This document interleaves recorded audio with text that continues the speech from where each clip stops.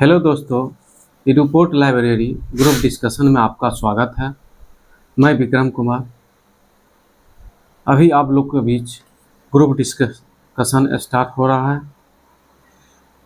इसका मुख्य उद्देश्य है आगामी एग्ज़ाम जैसे कि railway NTPC, railway loco pilot, railway technician, railway group D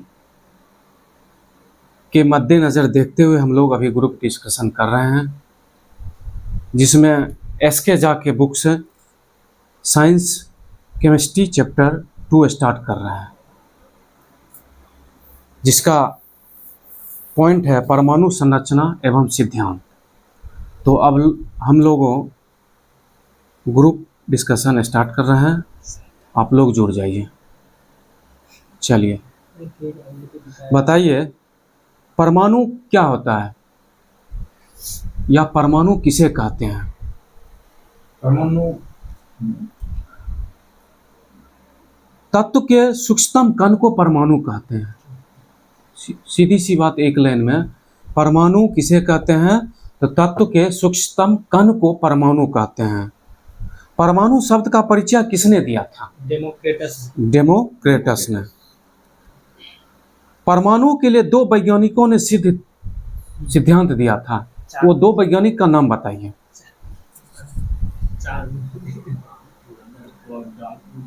Rutherford और डाल्टन ने दिए थे। थॉमसन और बोर।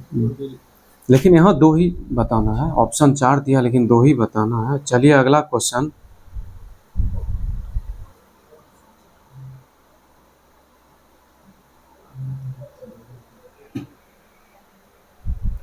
परमाणु उदासीनता, इसके बारे में किसने बताया था? परमाणु उदासीनता है या उदासीन है, इसके बारे में किसने बताया? थॉमसन ने। सही बात है। डाल्टन का परमाणु सिद्धांत क्या है? परमाणु अविभाज्य कण है। परमाणु अविभाज्य कण है। भिन्न तत्वों में भिन्न भिन्न द्रव्यमान और रासायनिक गुण होते हैं। पदार्थ की प्रकृति के बारे में डाल्टन ने बुनियादी सिद्धांत दिए थे। चलिए, परमाणु अविभाज्य न होने का परमाणु स्थिर विद्युत तथा विद्युत चालन की स्थिति से मिलता है। रदरफोर्ड को नाभिकीय भौतिक का क्या माना जाता है? मतलब नाभिकीय भौतिक का पितामह माना जाता है। रदरफोर्ड ने ही बताया था कि परमाणु की त्रिज्या नाभिक की त्रिज्या के तुलना में कितना गुना बड़ा है? 10 पर पावर 5 गुना बड़ा है।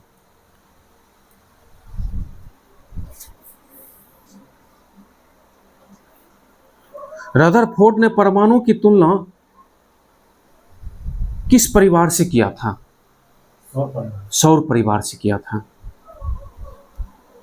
रदरफोर्ड ने नाभिक की खोज की थी जिसमें परमाणु के प्रोटॉन और न्यूट्रॉन उपस्थित रहते हैं, जिन्हें एक साथ क्या कहा जाता था? न्यूक्लियॉन कहा जाता था। नाभिक की त्रिज्या कितनी है? 15 क्या? 10 मीटर मीटर या 1 फर्मी? 1 फर्मी या फेंटो होता है। नाभिक की त्रिज्या 10 पर पावर -15 मीटर या 1 फर्मी या फेम्टो। परमाणु की त्रिज्या कितनी होती है? 10 एंगस्ट्रॉम, मतलब 10 पर पावर -10 मीटर या 1 एंगस्ट्रॉम। चलिए ठीक है। परमाणु की त्रिज्या को किसमें मापा जाता है? नैनोमीटर में। हाइड्रोजन परमाणु की त्रिज्या कितनी होती है?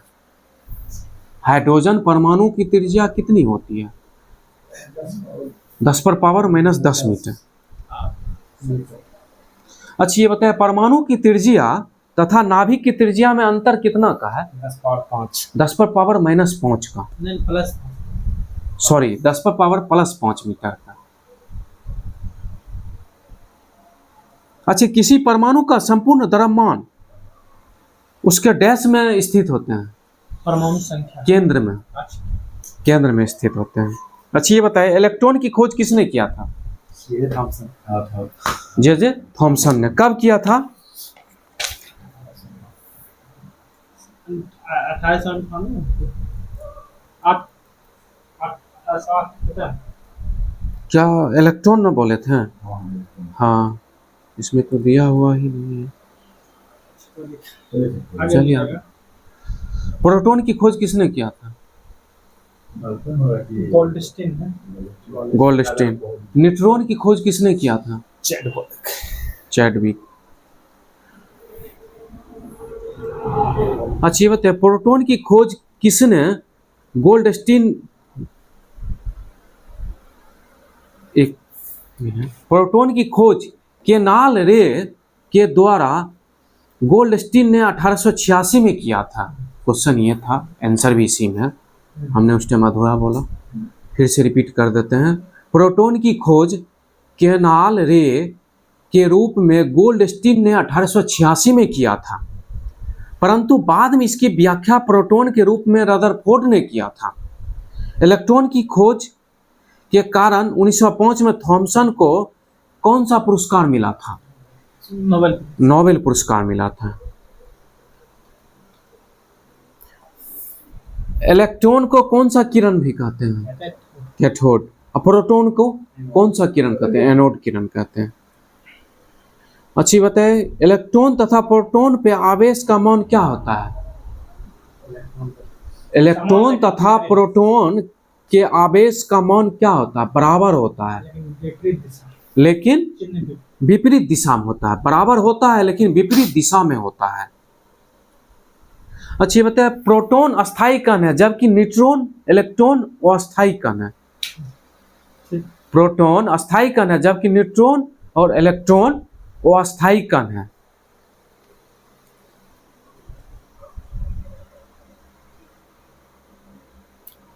न्यूट्रॉनों की खोज किसने किया था? चैडविक। पाउली ने। पाउली ने किया था। मेसोन की खोज किसने किया था? युकावा। अच्छा, पॉजिट्रॉन की खोज किसने किया था? एंडरसन ने। नाभिक के चारों तरफ वृत्ताकार पथ को कक्षा या सेल कहा जाता है। कक्षा की संख्या कितनी होती है? 7। कौन कौन सा? KLMNO O P Q. तो चलिए ठीक है। अच्छी बात है, नाभिक के सबसे नजदीक वाला कक्षा कौन सा होता है? के होता है। सही। ऊर्जा का क्रम बताइए तो। के में सबसे के, हाँ, एल में बढ़ते रहेगा। यानी बढ़ते क्रम में KLMNOPQ यानी बढ़ते क्रम में होता है। ऊर्जा का क्रम में बढ़ते क्रम में KLMNOPQ होता है।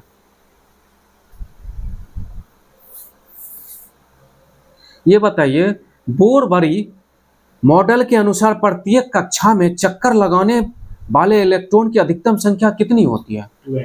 2n² होती है, जहां n कक्षा की संख्या है।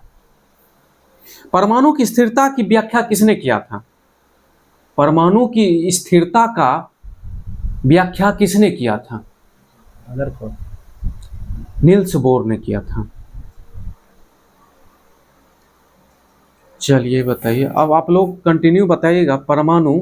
परमाणु संख्या, परमाणु द्रव्यमान। ठीक है। हाइड्रोजन का बोलिए परमाणु संख्या। परमाणु द्रव्यमान 1। हीलियम का 2। परमाणु द्रव्यमान 4। लिथियम का 3। परमाणु संख्या 3। परमाणु द्रव्यमान 7। बेरिलियम का परमाणु संख्या 4। परमाणु द्रव्यमान 8। बोरोन का 5 और 11। कार्बन का 6 12। नाइट्रोजन का 7 14। ऑक्सीजन का 8 16। फ्लोरीन का 9 19। नियोन का 10 20। सोडियम का 11 23।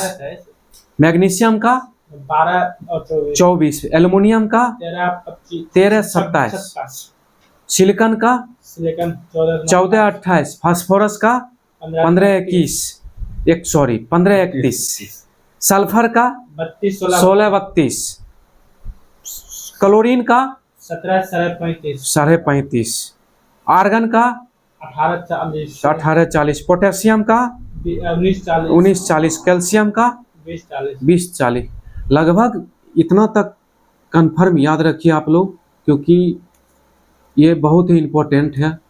जब सेट मारते हम लोग, ये आप लोग भी मारते होंगे, इससे क्वेश्चन टच करता है अच्छी तरह से। जैसे अभी एनटीपीसी सेट मारिए, या आप ग्रुप डी का मारिए, या टेक्नीशियन मारिए, या ड्राइवर का मारिए, रेलवे ड्राइवर का, उसमें इससे क्वेश्चन मिलता है। तो 30 तक कम। परमाणु संख्या या परमाणु क्रमांक खोजकर्ता कौन थे? परमाणु संख्या या परमाणु क्रमांक के खोजकर्ता मोजले, जिसको मोसले कहा जाता था। अच्छा, परमाणु संख्या हमेशा किसमें होती है? पूर्णांक में। परमाणु संख्या हमेशा पूर्णांक में होती है। चलिए, इधर अब आ गया आपका क्वेश्चन न्यूमेरिकल टाइप का, ठीक है। तो इससे हम आगे बढ़ते हैं ऑब्जेक्टिव की तरफ, क्योंकि न्यूमेरिकल है ये तो बनाना पड़ेगा। तो इससे आगे अब हम पूछते हैं।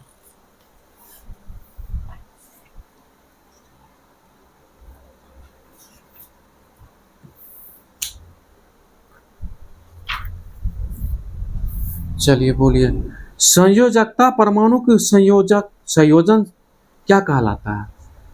संयोजकता परमाणु की संयोजन क्या कहलाता है? शक्ति कहलाता है।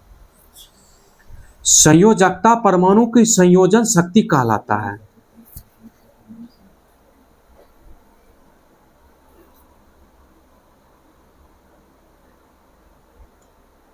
समस्थानिक किसे कहते हैं? परमाणु संख्या समान होते हैं, परमाणु संख्या भिन्न भिन्न होते हैं, समस्थानिक कहते हैं। एक ही तत्व के परमाणु जिनकी परमाणु संख्या समान किंतु द्रव्यमान संख्या भिन्न भिन्न, अर्थात प्रोटॉन की संख्या समान होती है, जिसे समस्थानिक कहते हैं।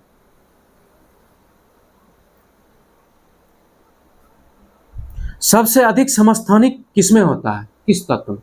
पोलोनियम में। न्यूट्रॉन की संख्या बदलने से क्या बदल जाता है? समस्थानिक बदल जाता है। संभारिक किसे कहते हैं? चलिए ठीक, सुनिए। विभिन्न परमाणु जिनके परमाणु भार समान होते हैं एक दूसरे के संभारिक कहलाते हैं। परमाणु भार समान होते हैं, एक दूसरे के संभारिक कहलाते हैं। समन्यूट्रॉनिक किसे कहते हैं? न्यूट्रॉन संख्या समान, भिन्न। विभिन्न तत्वों के परमाणु में न्यूट्रॉन की संख्या समान हो उसे समन्यूट्रॉनिक कहते हैं। आइसोडाइफर क्या है? वैसे दो या दो से अधिक पदार्थ जिसमें न्यूट्रॉन और प्रोटॉन का अंतर समान हो उसे आइसोडाइफर कहा जाता है। अणु किसे कहते हैं? किसी यौगिक का सूक्ष्मतम कण को अणु कहते हैं। अणु शब्द का परिचय किसने दिया था? अणु शब्द का परिचय डेमोक्रिटस से दिया था। क्रिटिस से दिया था। पदार्थ का सबसे छोटा कण क्या कहलाता है? ये अणु का अणु कहलाता है। अणु कितने प्रकार के होते हैं? दो प्रकार, समांगी अणु, विषमांगी अणु। समांगी अणु एक समान अणु से बनता है, विषमांगी असमान अणु से बनता है। एक समान अणु से बनता है उसे समांगी कहते हैं, जैसे H2N2O2। विषमांगी हो गया असमान अणु से बनता है, जैसे H2O, NaCl, NH4Cl। परमाणुकता किसे कहते हैं? किसी अणु में परमाणुओं की कुल संख्या को परमाणुकता कहते हैं। अक्रिय गैसों की परमाणुकता कितनी होती है? एक होती है। गुड। क्वांटम संख्या क्या है? परमाणु संख्या क्वांटम संख्या क्या है बताइए? H2SO4 में सुनिए, क्वांटम संख्या किसे कहा? वैसी संख्या जो किसी एटम के अंतर्गत सेल की संख्या, सब सेल की संख्या, सेल या सब सेल का आकार, सेल या सब सेल की स्थिति या उसमें घूमने वाले इलेक्ट्रॉन के चक्रण को बताता है, उसे क्वांटम संख्या कहते हैं। क्वांटम संख्या कितने प्रकार के होते हैं? 4 प्रकार के होते हैं। कौन कौन?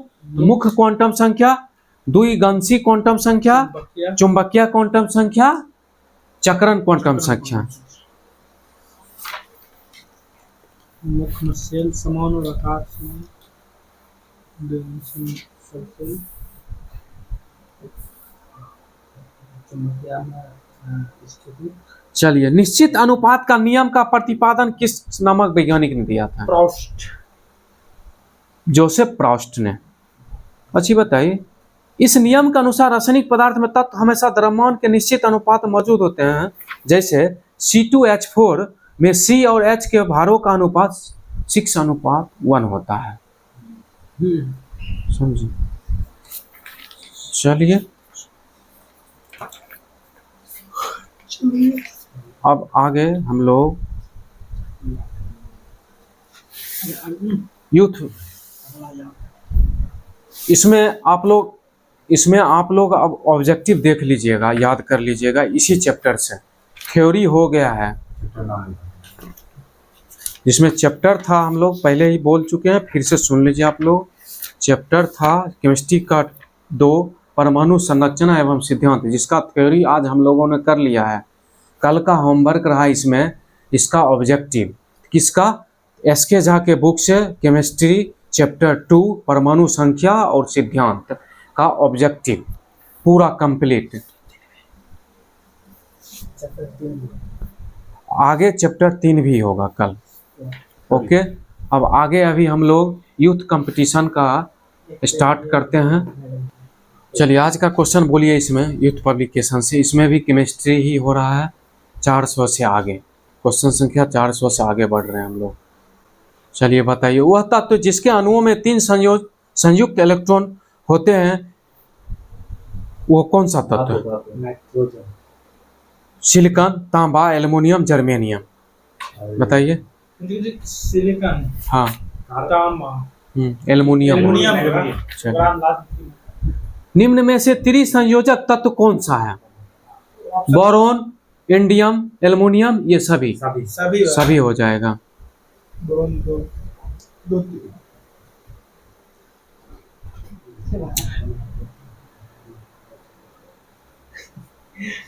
चलिए बताइए आप लोग, किसी तत्व की संयोजक शक्ति क्षमता क्या कहलाती है? संयोजकता कहलाती है। सहसंयोजक बंध 2 परमाणुओं के बीच डैश द्वारा बनते हैं। सहसंयोजक बंध 2 परमाणुओं के बीच डैश द्वारा बनते हैं, इलेक्ट्रॉन की साझेदारी से। सहसंयोजी आबंध के 2 परमाणुओं के बीच आबंधों की अधिकतम संख्या कितनी होती है? 3 होती है। सही। क्यूप्रस ऑक्साइड में कॉपर की संयोजकता कितनी होती है? 1 होती है। मैग्नीशियम की परमाणु संख्या 12 है, तो इसकी संयोजकता कितनी होगी? 2 होगी।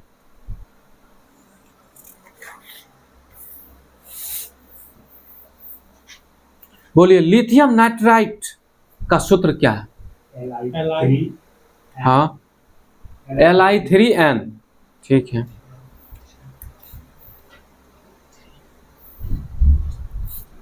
बड़े परमाणुओं वाले तत्व से बने बंध डैश कहलाते हैं? बहुत कमजोर, बहुत मजबूत, मजबूत, कमजोर। बहुत कमजोर कहलाते हैं।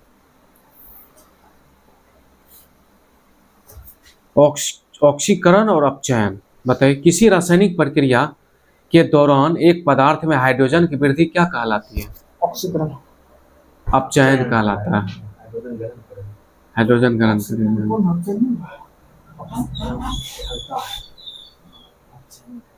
चलिए, इसमें ज़्यादातर क्वेश्चन आपका समीकरण टाइप का है, तो इससे हम थोड़ा सा स्पीड में आगे बढ़ जाते हैं हम लोग।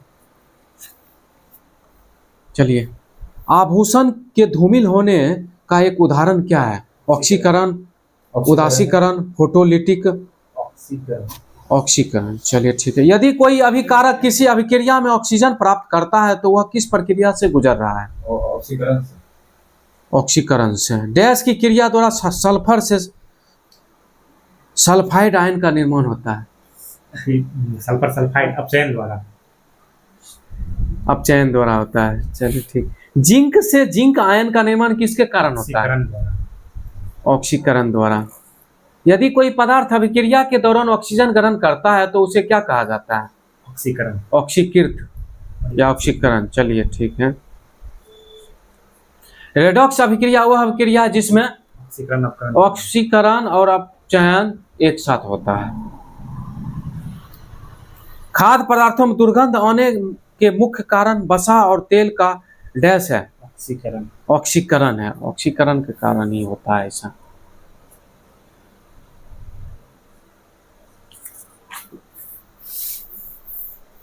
ऑक्सीकरण प्रक्रिया निम्नलिखित में से क्या होता है? इलेक्ट्रॉन वृद्धि, इलेक्ट्रॉन में कमी, प्रोटॉन वृद्धि, प्रोटॉन में कमी। इलेक्ट्रॉन कमी। इलेक्ट्रॉन में कमी होता है।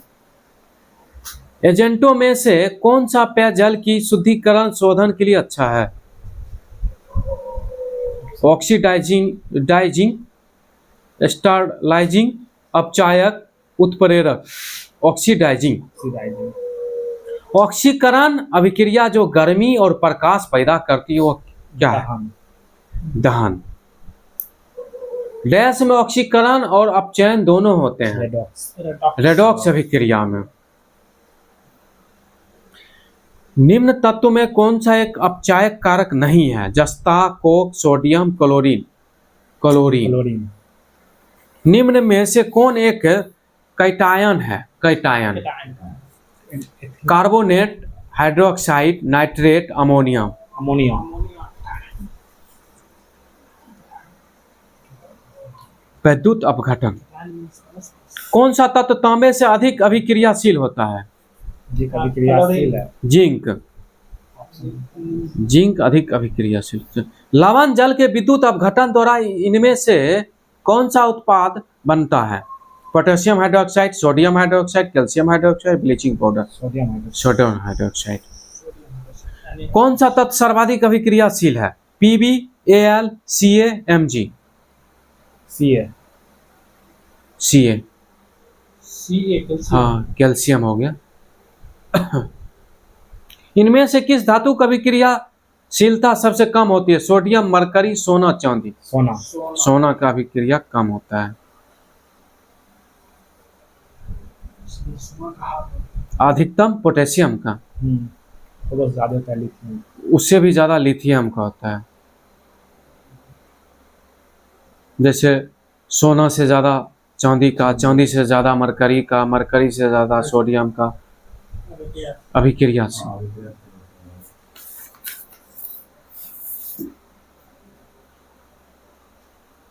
निम्न में कौन सी धातु सर्वाधिक अभिक्रियाशील है? Option: magnesium, zinc, copper, iron. Copper. Magnesium होगा। कैल्शियम, सोडियम पर मैग्नीशियम का अब कॉपर लास्ट में आता है। एनोडाइजिंग प्रक्रिया में किस अम्ल का उपयोग किया जाता है? तनु सल्फ्यूरिक एसिड का। सल्फ्यूरिक एसिड का। कौन सी धातु आयरन क्लोराइड से लोहा का विस्थापन करती है? जस्ता, टीन, सीसा, चांदी। जस्ता। जस्ता।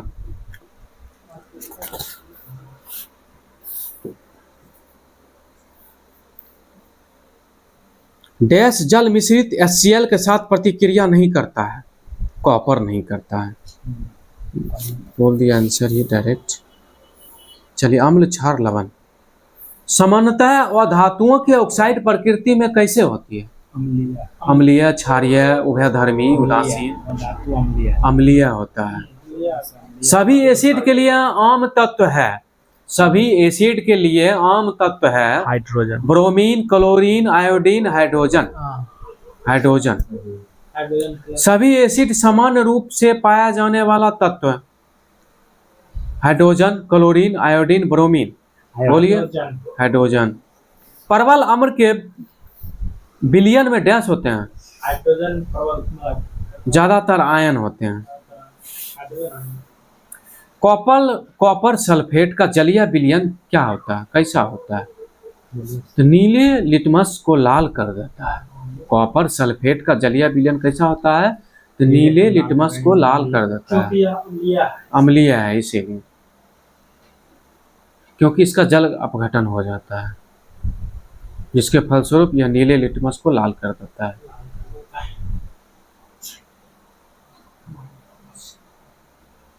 एक सांद्र अम्ल को तनु करने के लिए हमें क्या करना चाहिए? पानी में अम्ल। पानी में सांद्र जल अम्ल मिलाना चाहिए। डैश सोना को घोल सकता है? एक्वारेजिया सोना को घोल कर आरा सोना को मिलाइएगा, एक्वारेजिया बनता है। एक्वारेजिया बनता है। HNO3 HCl को 1:3 मिलाएंगे तब कॉलेजिया का निर्माण होगा। HCl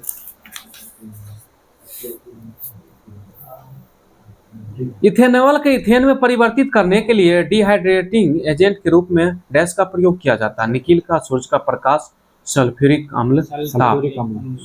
सल्फ्यूरिक अम्ल का डैश अम्लीय नहीं है।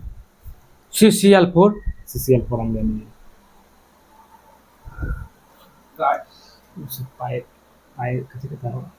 सही है CCl4। चलिए अगला क्वेश्चन।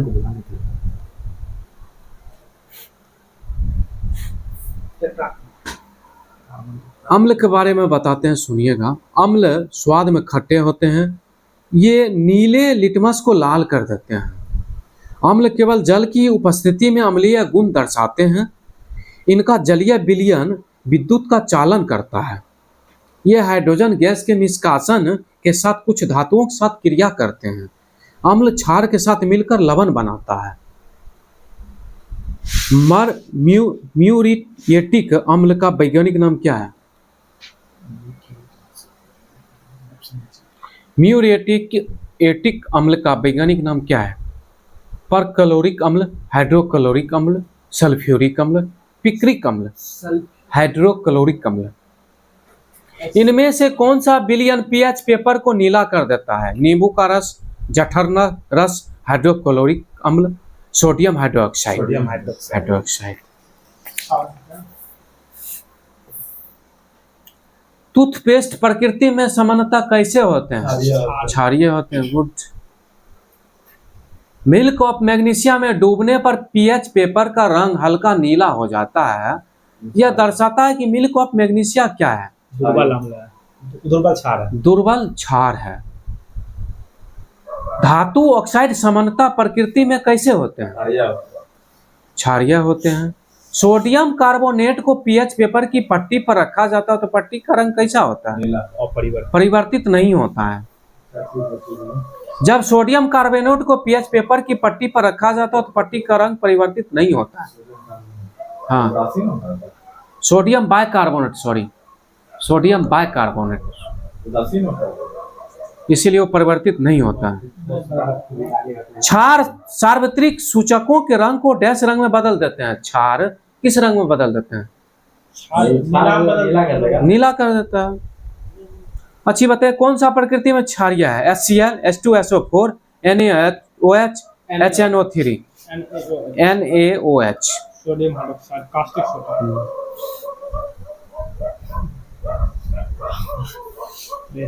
निम्नलिखित में कौन सा कथन क्षार के संबंध में सही नहीं है? स्वाद में खट्टे, संक्षारक, स्वाद में कसैले, स्वाद में नमकीन, खट्टे होते हैं। इनमें से कौन सा अम्ल क्षार युग्म अमोनिया क्लोराइड का लवण उत्पन्न करता है?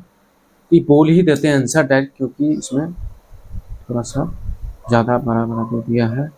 इसका हो जाएगा, क्वेश्चन फिर से पढ़ देते हैं। कौन सा अम्ल क्षार युग्म अमोनियम क्लोराइड का लवण उत्पन्न करता है? तो इसका होगा HCl NH4OH।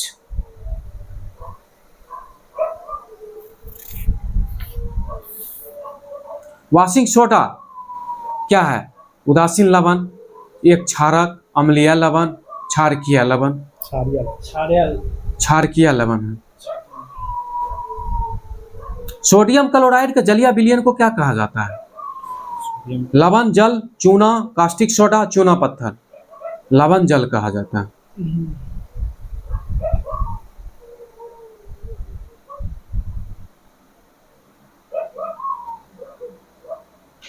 इनमें से कौन सा लवण अम्लीय है? Sodium carbonate, sodium acetate, ammonium phosphate, magnesium sulphate.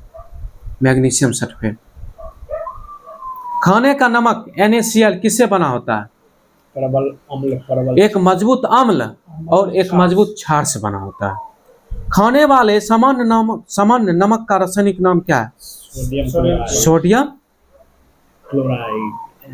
Chloride.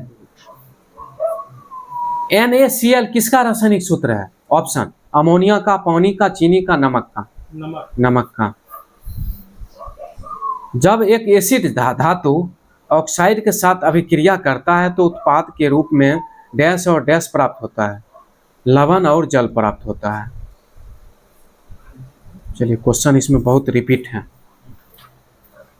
PH मान, इनमें से किसका पीएच मान शुद्ध जल से कम होता है? जठर रस, milk of magnesia, NaHO2, NaOH। तो जठर रस का। लार का पीएच मान कितना होता है? 5.6। अच्छी बताइए, लार का भोजन से पहले पीएच मान कितना होता है? 7.4। अच्छा, लार का भोजन के बाद पीएच मान कितना होता है? 5.8 होता है। कॉफी का पीएच मान 4.5 से 6।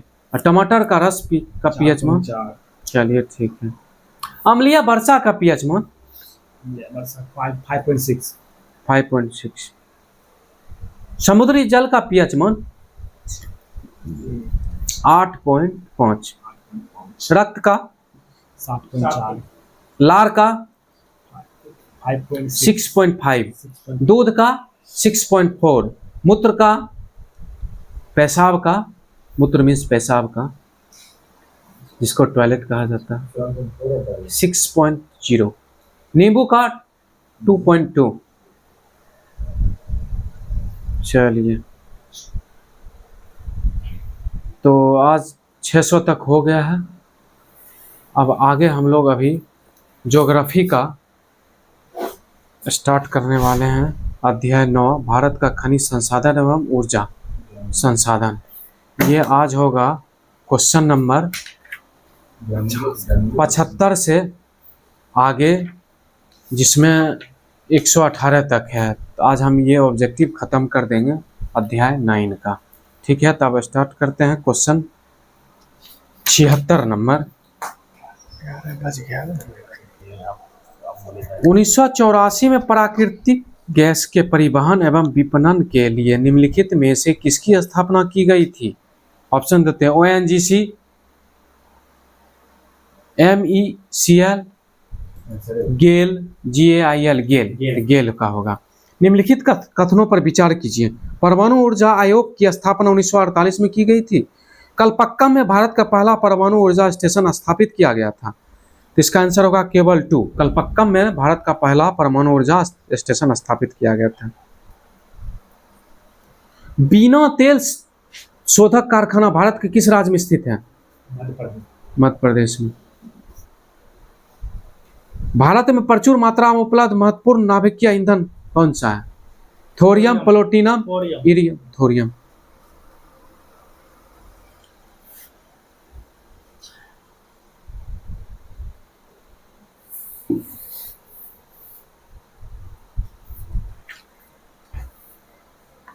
भारतीय खनिज पदार्थों का भंडार किसे कहा जाता है?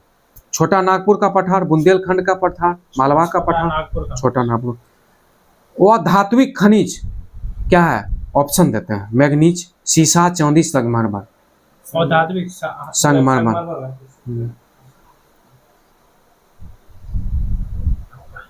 खनिजों में किस खनिज के उत्पादन में भारत विश्व में अग्रणी है? चादरी अभ्रक, तांबा, जिप्सम, लौह अयस्क। चादरी अभ्रक।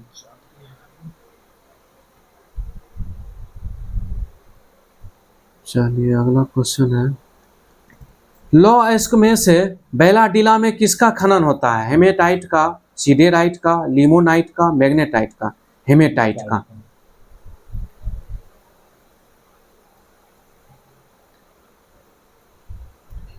कौन भारत में सबसे बड़ी मशीनीकृत खान है? रत्नागिरी, जयपुर, सुंदरगढ़, बैलाडीला। बैलाडीला। कौन सा धातु खनिज नहीं है? Hematite, bauxite, limonite, gypsum. Gypsum नहीं है। छत्तीसगढ़ राज्य में निम्नलिखित में से कौन सा खनिज प्राकृतिक रूप से मिलते हैं? बॉक्साइट, डोलोमाइट, लौह अयस्क, टीन। सभी मिलते हैं। निम्न कथनों पर विचार कीजिए। बालाघाट हीरे की खान के लिए जाना जाता है। मझगांव मैग्नीज भंडारों के लिए जाना जाता है। नहीं, दोनों गलत हैं। भारत का सबसे महत्वपूर्ण खनिजपूर्ण रॉक तंत्र कहाँ है? कुडप्पा तंत्र, धालवाड़, गोंडवाना, विंध्य, हलवा धालवाड़। एक अनवीनीकृत ऊर्जा का स्रोत क्या है? सौर ऊर्जा, बायोगैस, बायो ऊर्जा, पेट्रोलियम है। निम्न राज्यों में से कौन सा राज्य भारत में सर्वाधिक सौर ऊर्जा का उत्पादक है? आंध्र प्रदेश में। आंध्र प्रदेश। निम्नलिखित शैल कर्मों में कौन भारत का 90% से अधिक कोयला प्रदान करता है? गोंडवाना क्रम में। भारत के निम्नलिखित में से किसमें भूतापीय ऊर्जा स्रोत नहीं पाए जाते हैं? गंगा डेल्टा में। उत्तर भारत के किस जिले में यूरेनियम पाया जाता है? झांसी, मिर्जापुर, हमीरपुर, ललितपुर में। ताती पाका तेल शोधन शाला कहाँ अवस्थित है? असम, उत्तर प्रदेश, कर्नाटक, आंध्र प्रदेश। आंध्र प्रदेश में। इनमें से कौन जैविक संसाधन नहीं है? शुद्ध जल, कोयला, पेट्रोलियम, मछली। शुद्ध जल। फोटोवोल्टिक सेल संबंधित है किससे? पवन ऊर्जा से, भूतापीय ऊर्जा से, नाभिकीय ऊर्जा से, सौर ऊर्जा से। सौर ऊर्जा से। कौन सा एक जीवाश्म ईंधन नहीं है? पेट्रोलियम, कोयला, प्राकृतिक गैस, यूरेनियम। यूरेनियम नहीं है। कौन सा सुमेलित नहीं है? बीना, मध्य प्रदेश। सही है। ये BPPL है। तातीपारा आंध्र प्रदेश, ONGC। डिगबोई असम, IOCL। कोयली गुजरात, HPCL। ये नहीं है, वहाँ HPCL नहीं है, वहाँ क्या है? तेल शोधक है कोयली गुजरात में। भारत में सबसे पुराना तेल का भंडार कहाँ है? असम, डिगबोई। डिगबोई असम। भारत में प्रथम न्यूक्लियर ऊर्जा स्टेशन की स्थापना कहाँ हुआ? तारापुर। कहाँ है तारापुर? महाराष्ट्र में। कौन सा क्षेत्र ज्वारीय ऊर्जा उत्पादक का प्रमुख क्षेत्र है? खंभात की खाड़ी। चलिए आज के लिए इतना ही हो गया। आगे कल 10वां चैप्टर भारत के उद्योग, और ये बुक है ज्ञान बिंदु का नोट है, ज्ञान बिंदु एकेडमी का नोट है ज्योग्राफी का। ठीक, तो आज के लिए इतना ही। धन्यवाद आप लोगों का।